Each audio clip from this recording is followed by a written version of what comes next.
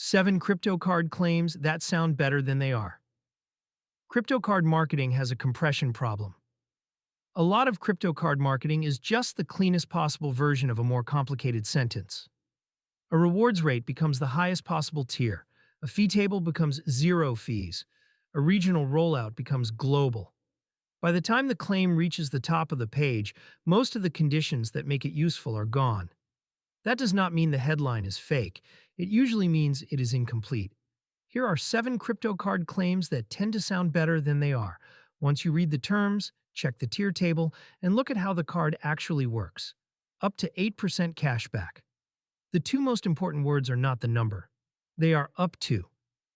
Coca advertises up to 8% cashback, but the free tier is much thinner, and the top rate only appears deeper in the staking ladder. Getting there means staking 30,000 Coca tokens, which is roughly $38,400 at current prices. Crypto.com does the same thing. The highest number belongs to a private tier that almost nobody is using as a casual, everyday card, and the prime tier requires a $1,000 CRO stake. BitGet also leads with its maximum rate, even though the base tier is far lower. Reaching 8% means holding 20,000 plus BGB, or roughly $38,800 at current prices. That is the pattern to watch. The number in the headline is often the outer edge of the card, not the version most people will actually get. We break this pattern down further in when cashback caps erase rewards value. Zero fees. Zero fee language almost never means zero total cost. It means one layer of visible fees is zero. A card can charge 0% annual fee, 0% FX fee, and 0% top-up fee, and still be expensive because the real cost sits in the conversion spread, a weekend markup, or the funding path. That is why some free cards end up costing more than cards with a simple visible fee. The pricing is just pushed into a place most users do not look first. Plutus is a good example. The rewards headline can look attractive until the paid plan and FX layer are doing more work than the cashback. Ledger is another. A low rewards rate and meaningful FX cost are not a great combination for international spending. No fee and low cost are not the same claim.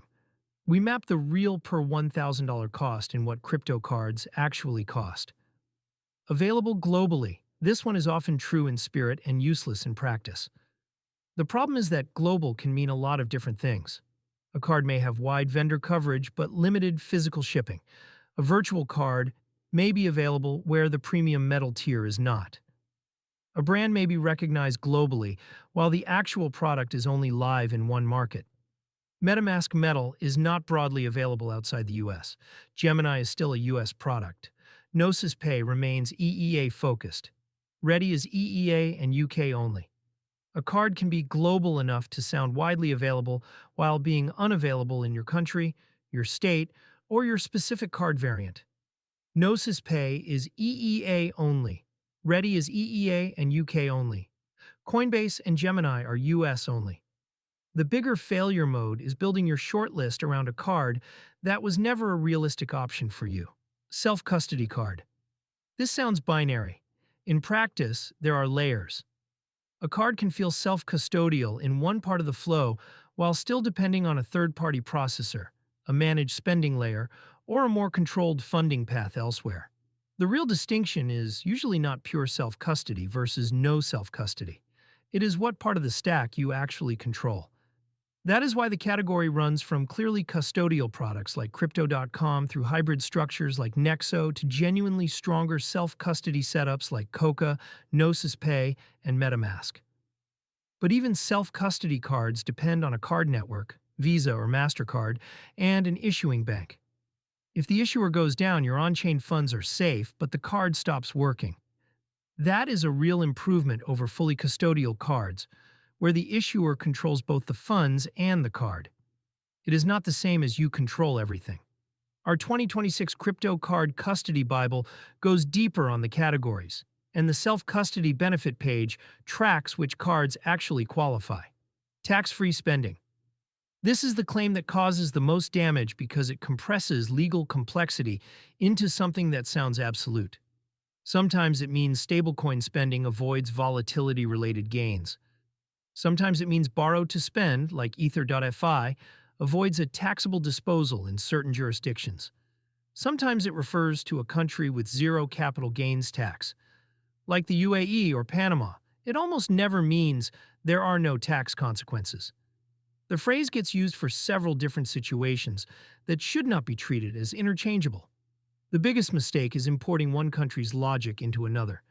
A structure that is efficient in Singapore or Georgia can be completely different in Japan or India. Even within Europe, the treatment of rewards, disposals, and holding periods can be different enough to change the conclusion. That is why tax-friendly and tax-free should be read as two different claims, premium perks included. Sometimes they are. Sometimes they are attached to a tier the landing page is not showing you. Airport lounge access is the cleanest example. Crypto.com Icy White includes lounge key access, but that card requires a $50,000 CRO stake. The Ruby Steel at $500 CRO does not include it. Plutus rebates on Netflix, Spotify, and Amazon Prime, but only on paid subscription plans starting at GBP 6.99 month and only 1 to 3 perks depending on the tier. Tria is a good example of how this gets blurred. Some pages fold Visa network perks into a broader travel insurance story, even though issuer-provided coverage and network benefits are not the same thing. The same thing happens with subscription rebates. The perk is real. The part that gets flattened is the price of the tier needed to unlock it. We dug into that in Death of the Rebate. Best for travelers, nomads, or expats. This is where marketing stops being descriptive and starts being editorial without doing the editorial work. To call a card best for travelers, you would need to check FX costs, stablecoin funding quality, ATM treatment, acceptance and wallet compatibility, country availability, and whether the rewards survive real-world travel spend patterns.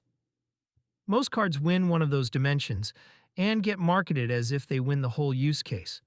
A card with strong lounge perks, but a high FX fee, is not automatically the best travel card. A card with clean stablecoin spending but no physical card option is not automatically the best expat card. A high-rate rewards card with a tight cashback cap is not automatically the best nomad card. The reason these use cases get messy is that they are bundle claims. They combine fees, custody, availability, ATM policy, wallet support, and rewards into one label. Most cards only win part of that bundle. That is why the answer is rarely one universal card. It is usually a short list. How to read crypto card marketing. The fix is not cynicism. Most crypto card landing pages are not fiction. The data is usually real, somewhere in the terms. The problem is compression. When you see a big claim, translate it. Up to 8% cashback means under certain tier and cap conditions, zero fees means zero visible fees in one layer. Available globally means available in some countries, for some users, on some product variants. Tax-free spending means possibly more tax efficient in a specific structure and jurisdiction. That small translation step is what separates a headline from a useful comparison. If a claim on a card page does not specify the tier, the cap, and the country, treat it as incomplete until you find the missing pieces.